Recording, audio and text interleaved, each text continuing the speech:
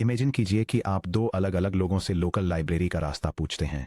पहला इंसान कहता है 400 मीटर्स नॉर्थ चलिए, फिर राइट मुड़िए और 300 मीटर्स ईस्ट चलिए। दूसरा इंसान कहता है 400 मीटर्स नॉर्थ चलिए, फिर वापस मुड़िए और 200 मीटर्स साउथ चलिए, फिर 100 मीटर्स और नॉर्थ चलिए। डिफरेंस नोटिस किया? पहला इंसान आपको इंफॉर्मेशन के 2 इंडिपेंडेंट पीसेस देता है, एक नॉर्थ साउथ एक्सिस के लिए और एक ईस्ट वेस्ट एक्सिस के लिए। आप इंस्ट्रक्शंस के साथ एक 2 डायमेंशनल ग्रिड में नेविगेट कर सकते हैं। दूसरा इंसान आपको 3 सेपरेट इंस्ट्रक्शंस देता है, लेकिन वे पूरी तरह से एक सिंगल स्ट्रेट लाइन यानी नॉर्थ साउथ एक्सिस तक ही सीमित हैं। स्टेप्स 2 और 3 रिडंडेंट हैं, वे मूवमेंट की कोई नई डायमेंशन नहीं देते। इंस्ट्रक्शंस के 3 सेंटेंसेस होने के बावजूद आपके पास रियल इंफॉर्मेशन की सिर्फ 1 यूनिक डायरेक्शन है। लीनियर अलजेब्रा में मैट्रिसेस अक्सर हमारे सामने नंबर्स से भरी ऐसी टेबल्स प्रेजेंट करती हैं जो पहली नज़र में कॉम्प्लेक्स और डिटेल लगती हैं। हालांकि दूसरे इंसान के डायरेक्शंस की तरह ही उनमें से कई रोज या कॉलम्स सिंपली एक दूसरे के रिसाइकल्ड, स्केल्ड या कंबाइंड वर्जन्स हो सकते हैं। मैट्रिक्स का रैंक अल्टीमेट ट्रुथ डिटेक्टर है। ये सारे फ्लफ, रिडंडेंसी और कॉम्प्लेक्सिटी के इल्यूजन को हटाकर हमें वन फंडामेंटल चीज बताता है कि इस मैट्रिक्स में इंफॉर्मेशन की कितनी सच में यूनिक इंडिपेंडेंट डायरेक्शंस हैं।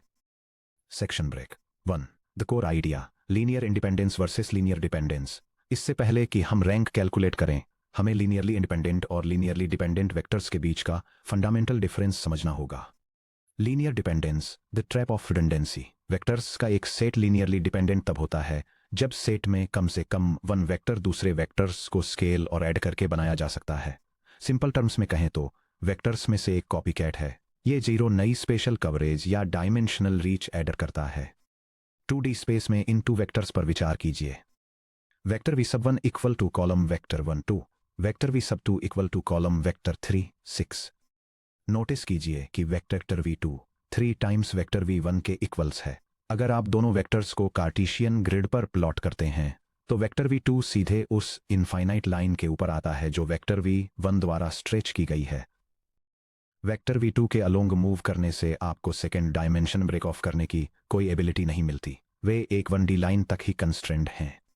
1D लाइन पर लीनियर डिपेंडेंस दिखाता हुआ डायग्राम एक्स एक्सिस और वाई एक्सिस शो करता हुआ एक ग्राफ जिसमें सेम लाइन पर 2 वेक्टर्स हैं, vector v2 equal to 3 6 transpose और vector v1 equal to 1 2 transpose.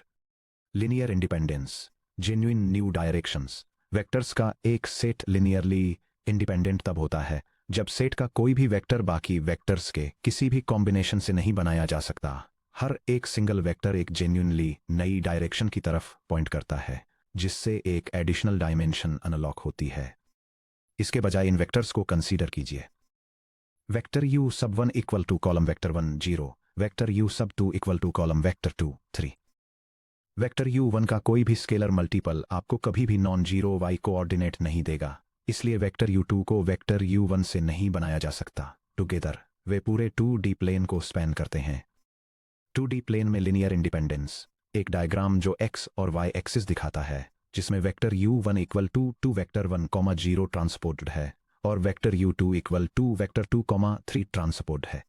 Linear independence का फॉर्मल टेस्ट, वेक्टर्स के एक set vector v1 vector v2 and so on vector vk के लिए इस लीनियर कॉम्बिनेशन इक्वेशन पर विचार कीजिए। c sub 1 times vector v sub 1 plus c sub 2 times vector v sub 2 plus dot dot dot ल plus c sub K times vector v sub K equal to 0 vector. Linearly independent केवल वही scalar values जो इस equation को satisfy करती हैं, वे हैं c1 equals c2 equals and so on equals c के इक्वल्स 0, जो कि ट्रिवियल सॉल्यूशन है। Linearly dependent scalar c1 c2 and so on ck का कम से कम एक नॉन जीरो सेट एग्जिस्ट करता है जो इक्वेशन को सेटिस्फाई करता है, जो एक नॉन ट्रिवियल सॉल्यूशन है। रैंक को डिफाइन करना, 2 पर्सपेक्टिव्स 1 ट्रूथ। अब जब हम लीनियर इंडिपेंडेंस को समझ गए हैं तो हम रैंक को क्लीनली डिफाइन कर सकते हैं। Rank of A equal to the maximum number of linearly independent rows और columns in A. Matrix rank को जो बात इतनी रिमार्केबल बनाती है वह यह है कि ये 2 अलग अलग जियोमेट्रिक व्यूज को ब्रिज करती है। The duality of rank, row rank view. Matrix A में लीनियरली इंडिपेंडेंट रोज की संख्या, यह नॉन रिडंडेंट लीनियर इक्वेशंस की संख्या को रिप्रेजेंट करता है। Column rank view, matrix A में लीनियरली इंडिपेंडेंट कॉलम्स की संख्या, यह आउटपुट स्पेस, इमेज या कॉलम स्पेस की डायमेंशन को रिप्रेजेंट करता है।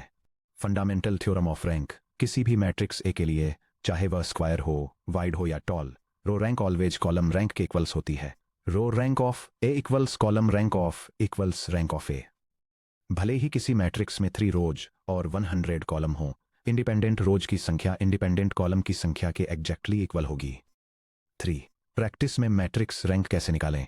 हालांकि वेक्टर लीनियर इंडिपेंडेंस पर बेस्ड डेफिनेशन थ्योरेटिकली क्लियर है, लेकिन अलजेब्रिकली रो के हर कॉम्बिनेशन को टेस्ट करना काफी थका देने वाला हो सकता है। फॉर्चुनेटली हमारे पास किसी भी मैट्रिक्स की रैंक निकालने के लिए एक clear step by step algorithm है। Method 1, the echelon form method, the standard algorithm. हाथ से या कोड में रैंक कैलकुलेट करने का सबसे आसान और बुलेट प्रूफ तरीका वो टूल यूज करना है जो हमने पिछले सेक्शन में सीखा था, row operations. The 3 step rank algorithm. अपना दिया गया मैट्रिक्स ए लें, ए को रो एशेलोन फॉर्म REF में कन्वर्ट करने के लिए elementary row operations ERO perform करें। Total number of non zero rows को काउंट करें या पिवट्स के नंबर को काउंट करें। Rank of A equal to the number of pivots in row echelon form of A, which equal to the number of non-zero rows in row echelon form of E. Worked numerical example. Matrix A की rank निकालें। A equal to the 3x4 matrix with row 1, 1, 2, 3, 4, row 2, 2, 4, 6, 8, row 3, 1, 3, 5, 7.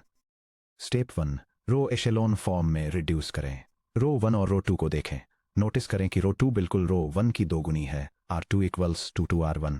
चलिए column 1 में 0 बनाने के लिए ये RO use करते हैं। R2 leads to R2 minus 2 R1 perform करें। New R sub 2 equal to the vector 2 minus 2 times 1, 4 minus 2 times 2, 6 minus 2 times 3, 8 minus 2 times 4, which equal to vector 0, 0, 0, 0। R3 leads to R3 minus R1 perform करें। New R sub 3 equal to the vector 1 minus 1, 3 minus 2, 5 minus 3, 7 minus 4, which equal to vector 0, 1, 2, 3। हमारा matrix अब ऐसा दिखता है। The matrix with row 1, 1, 2, 3, 4, row 2 0, 0, 0, 0, row 3 0, 1, 2, 3। Step 2, सभी 0 रोज को bottom में push करने के लिए रोज को रीऑर्डर करें। R2 और R3 को स्वैप करें। A in row echelon form equal to matrix with row 1, 2, 3, 4, row 2 0, 1, 2, 3, row 0, 0, 0, 0। Step 3, non zero rows या पिवट्स को काउंट करें। पिवट 1, 1, 1 पर है जिसकी वैल्यू 1 है। पिवट 2, 2, 2 पर है जिसकी वैल्यू 1 है। रो 3 एक ऑल जीरो रो है, 0, 0, 0, 0। यहाँ 2 नॉन जीरो रोज हैं, 2 पिवट्स, इसलिए ए का रैंक 2 के इक्वल है। भले ही मैट्रिक्स ए 3 रोज और 4 कॉलम्स के साथ स्टार्ट हुआ था, इसकी ट्रू डायमेंशनल कैपेसिटी सिर्फ 2 है। रो 2 पूरी तरह से रिडंडेंट थी। Section break. मेथड 2 डिटर्मिनेंट या minor method small square matrices के लिए बेस्ट है। स्मॉल मैट्रिसेस जैसे 2x2 या 3x3 के लिए अगर आप डिटर्मिनेंट्स जल्दी कैलकुलेट करने में कंफर्टेबल हैं तो रो ऑपरेशंस अननेसेसरी हो सकते हैं। ऑर्डर के का माइनर किसी भी के टाइम्स के सबमैट्रिक्स का डिटर्मिनेंट होता है जो ए से रोज और कॉलम्स डिलीट करके बनाया जाता है। यह पैसेज लीनियर अलजेब्रा में मैट्रिक्स रैंक की माइनर डेफिनेशन को समझाता है और बताता है कि किसी मैट्रिक्स की रैंक उसके नॉन जीरो डिटर्मिनेंट वाले सबसे बड़े स्क्वायर सबमैट्रिक्स के साइज से तय होती है। माइनर्स का यूज करके एग्जांपल मान लीजिए बी उस मैट्रिक्स के इक्वल है जिसकी रोज 1, 4 और 2, 8 हैं। 1. Maximum possible size 2x2 test कीजिए। बी का डिटर्मिनेंट 1 टाइम्स 8 माइनस 4 टाइम्स 2 के इक्वल है जो 8 माइनस 8 के इक्वल है जो 0 के इक्वल है। चूंकि 2 टाइम्स 2 डिटर्मिनेंट 0 है, बी की रैंक 2 के इक्वल नहीं है। स्मॉलर सबमैट्रिसेस 1 टाइम्स 1 टेस्ट कीजिए। 1 टाइम्स 1 की एंट्रीज 1, 4, 2, 8 हैं, सभी नॉन जीरो हैं, इसलिए बी की रैंक 1 के इक्वल है। Section break. रैंक की crucial theoretical properties. GATE exam अक्सर मल्टीपल चॉइस क्वेश्चंस या न्यूमेरिकल आंसर टाइप क्वेश्चंस के थ्रू रैंक की कॉन्सेप्टुअल प्रॉपर्टीज को टेस्ट करता है। इन प्रॉपर्टीज को मास्टर करने से आप लेंथी कंप्यूटेशंस को पूरी तरह से स्किप कर सकते हैं। मैट्रिक्स रैंक की must know properties. Upper bound एक m/n मैट्रिक्स ए के लिए रैंक ऑफ m और n के मिनिमम से लेस देन या इक्वल टू होती है। Transpose invariance rank of A transpose के इक्वल होती है। Rank of zero matrix rank of O 0, 0 के इक्वल होती है। जीरो मैट्रिक्स ही इकलौती ऐसी मैट्रिक्स है जिसकी रैंक 0 होती है। Rank of identity matrix rank of I sub n के इक्वल होती है। Rank of matrix sum rank of A plus B rank of A plus rank of B से लेस देन या इक्वल टू होती है। Rank of matrix product rank of A B rank of A और rank of B के minimum से less than या equal to होती है। प्री या post multiplication by invertible matrix अगर पी और क्यू नॉन सिंगुलर यानी इन्वर्टिबल हैं तो rank of P times A times Q rank of A के इक्वल होती है। चलिए समझते हैं कि ये प्रॉपर्टीज इंट्यूटिव सेंस क्यों बनाती हैं। ए की रैंक एम और एन के मिनिमम से लेस देन या इक्वल टू क्यों होती है। अगर आपके पास 3/5 का मैट्रिक्स है तो आपके पास सिर्फ 3 रो होती हैं। भले ही तीनों रो लीनियरली इंडिपेंडेंट हों, आपके पास 3 से ज्यादा इंडिपेंडेंट डायरेक्शंस कभी नहीं हो सकती। इसी तरह आपके पास सिर्फ 5 कॉलम्स हैं तो कॉलम रैंक 5 से ज्यादा नहीं हो सकती। चूंकि row rank equal to column rank होती है, इसलिए रैंक उस डायमेंशन से कैप होती है जो छोटा है। 3 और 5 का मिनिमम इक्वल टू 3 होता है। ए की रैंक और बी की रैंक के मिनिमम से लेस देन या इक्वल टू क्यों होती है। मैट्रिक्स मल्टीप्लिकेशन को फिल्टर या लेंस की सीरीज के थ्रू इंफॉर्मेशन पास करने की तरह समझिए। मैट्रिक्स बी वेक्टर्स को एक इंटरमीडिएट स्पेस में मैप करता है। मैट्रिक्स ए उस आउटपुट को लेता है और उसे आगे ट्रांसफॉर्म करता है। अगर बी 3D स्पेस को कंप्रेस करके 1D लाइन बना देता है, बी की रैंक इक्वल टू 1 है, तो मैट्रिक्स ए जादू से उस खोई हुई 3D इंफॉर्मेशन को एक सिंगल लाइन से वापस नहीं बना सकता। मैट्रिसेस को मल्टीप्लाई करने से रैंक प्रिजर्व या रिड्यूस हो सकती है, लेकिन यह कभी भी रैंक बढ़ा नहीं सकता। एक आउटर प्रोडक्ट की rank vector you times vector we transpose. अगर वेक्टर यू m/1 साइज का एक नॉन जीरो कॉलम वेक्टर है और वेक्टर वी n/1 साइज का एक नॉन जीरो कॉलम वेक्टर है, तो product A equal to vector you times vector we transpose एक m/n का मैट्रिक्स बनाता है। A equal to vector you times vector we transpose की रैंक क्या होगी। ए का हर एक कॉलम सिंपली वेक्टर यू का स्केलर मल्टीपल है। ए की हर एक row simply vector we transpose की स्केलर मल्टीपल है। नॉन जीरो वेक्टर यू और वेक्टर वी के लिए vector you times vector we transpose का रैंक 1 के इक्वल है। GATE trap alert. जब भी आपको ऐसा मैट्रिक्स दिखे जहां हर रो पहली रो की स्केलर मल्टीपल हो, तो तुरंत लिख दीजिए रैंक इक्वल टू 1। पूरा गॉसियन एलिमिनेशन मत चलाइए। Section break. Full rank versus rank deficiency, इनका मतलब क्या है। इंजीनियरिंग एप्लीकेशंस में जैसे स्ट्रक्चरल डायनामिक्स, सर्किट एनालिसिस और कंप्यूटर ग्राफिक्स, हम मैट्रिसेस को इस बेसिस पर कैटेगराइज करते हैं कि वे अपनी मैक्सिमम पॉसिबल रैंक अचीव करते हैं या नहीं। Classifying rank. Full rank matrix rank of A M और एन के मिनिमम के इक्वल होता है। कोई रिडंडेंट इंफॉर्मेशन नहीं। Maximum structural efficiency rank deficient matrix rank of A M और एन के मिनिमम से कम होता है। इसमें रिडंडेंट रोज या कॉलम्स होते हैं। ये इंफॉर्मेशन लूज करता है या डायमेंशंस को कोलैप्स करता है। Square matrices n/n। ए के n/n स्क्वायर मैट्रिक्स ए के लिए full rank of A equal to n A non singular है। Determinant of A does not equal to 0 है। ए इनवर्स एग्जिस्ट करता है। System A vector x equal to vector b का हर vector b के लिए एक यूनिक सॉल्यूशन होता है। ज्योमेट्रिकली यह ट्रांसफॉर्मेशन डायमेंशन को प्रिजर्व करता है। यह कभी भी स्पेस को 0 वॉल्यूम में स्क्वैश नहीं करता। Rank deficient rank of A is less than n। A singular है। Determinant of A equal to 0 है। ए इनवर्स एग्जिस्ट नहीं करता। रोज लीनियरली डिपेंडेंट हैं। कम से कम एक इक्वेशन रिडंडेंट है। ज्योमेट्रिकली स्पेस एक लोअर डायमेंशनल प्लेन, लाइन या पॉइंट पर कोलैप्स हो जाता है। Section break. Rectangular matrices m/n। Rectangular matrices के लिए जहां m doesn't not equal to n। Full row rank of A equal to m।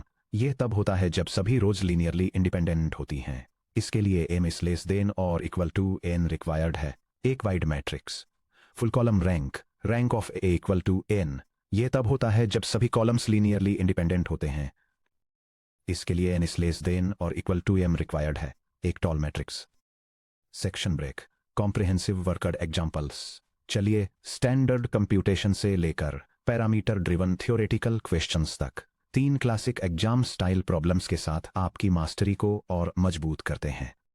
Example 1। Row एशेलॉन form के जरिए रैंक फाइंड करना। प्रॉब्लम। नीचे दी गई 4x4 मैट्रिक्स M की रैंक डिटरमाइन कीजिए। एम उस मैट्रिक्स के इक्वल है जिसमें रो 1 1 नेगेटिव 1 2 3 रो 2 2 2 2 0 2 रो 3 4 रो 4 8 और रो 4 1 1 0 1 है। Section break. सॉल्यूशन। स्टेप 1। पहले पिवट के नीचे नीचे जीरोज क्रिएट कीजिए। एम 1 1 इक्वल टू 1 एक साथ नीचे दिए गए रो रिप्लेसमेंट ऑपरेशंस अप्लाई कीजिए। R2 leads to R2 minus 2 R1, R3 leads to R3 minus 4 R1, R4 leads to R4 minus R1। चलिए नई रोज को कंप्यूट करते हैं। New R2 equal to 2 minus 2 times 1, 2 minus 2 times negative 1, 0 minus 2 times 2, 2 minus 2 times 3 जो equal to है 0 4 minus 4 minus 4। New R3 equal to 4 minus 4 times 1, 0 minus 4 times negative 1, 4 minus 4 times 2, 8 minus 4 times 3 जो equal to है 0 4 minus 4 minus 4। New R4 equal to 1 minus 1 times 1, 1 minus 1 times negative 1, 0 minus 1 times 2, 1 minus 1 times 3 जो equal to है 0 2 minus 2 minus 2। Step 1 के बाद matrix M superscript 1 उस matrix के equal है जिसमें रो 1 1 नेगेटिव 1 2 3 रो 2 2 0 4 नेगेटिव 4 रो 3 0 4 नेगेटिव 4 और रो 4 0 2 नेगेटिव 2 है। स्टेप 2 रो 2 को सिंपल बनाएं। आसान अर्थमेटिक के लिए ऑप्शनल स्केलिंग R2 को 1/4 से स्केल करें। R2 leads to 1/4 R2।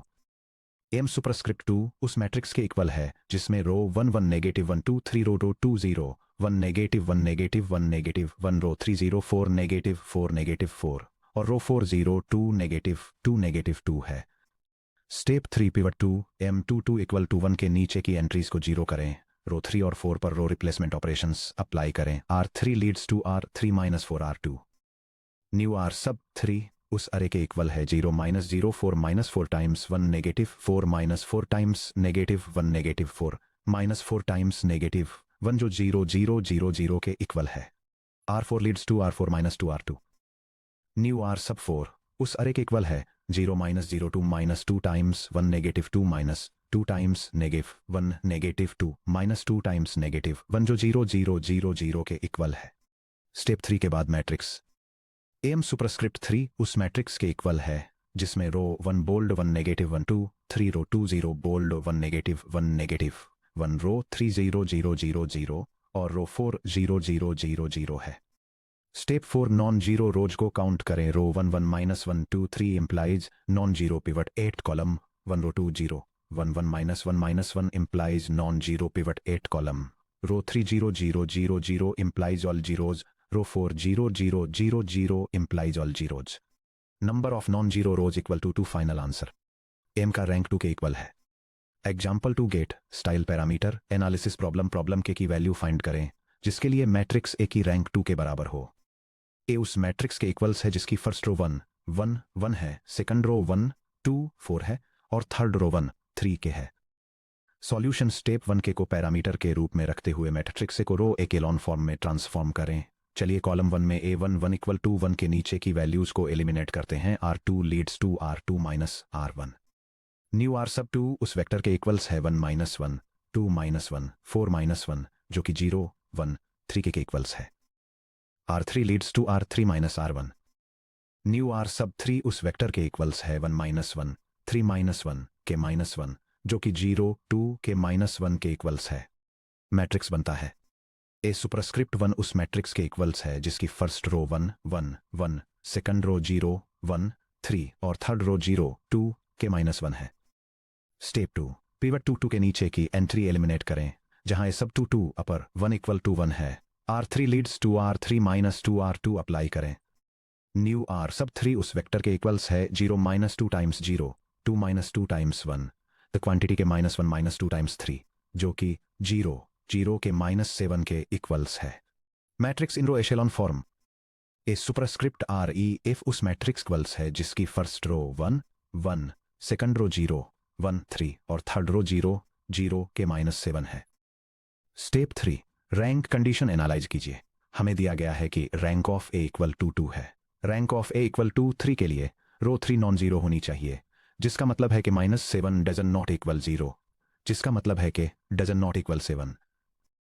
Rank of A equal to 2 के लिए रो 3 को ऑल 0 रो में कोलैप्स होना पड़ेगा कि माइनस 7 0 के इक्वल्स है जिसका मतलब है कि 7 के इक्वल्स है।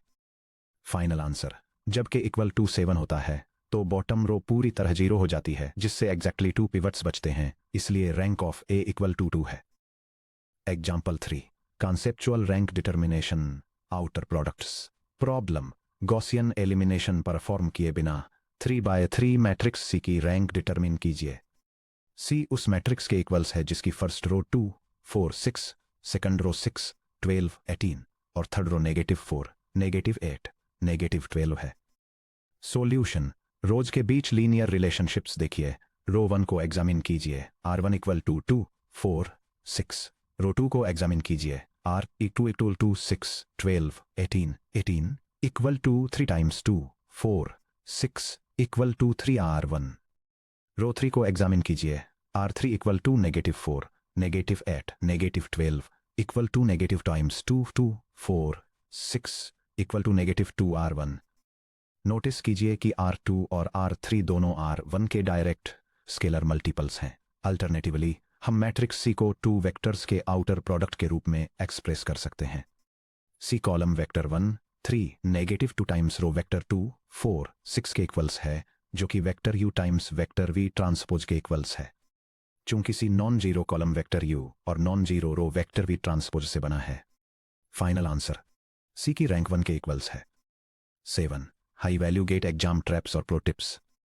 यह नोट लीनियर अलजेब्रा की सिल्वेस्टर्स इनइक्वालिटी को प्रेजेंट करता है, जो समझाता है कि इंडिविजुअल मैट्रिक्स रैंक्स और डायमेंशंस के बेसिस पर किसी मैट्रिक्स प्रोडक्ट की रैंक के लिए लोअर और अपर बाउंड्स दोनों कैसे डिटरमाइन किए जाते हैं।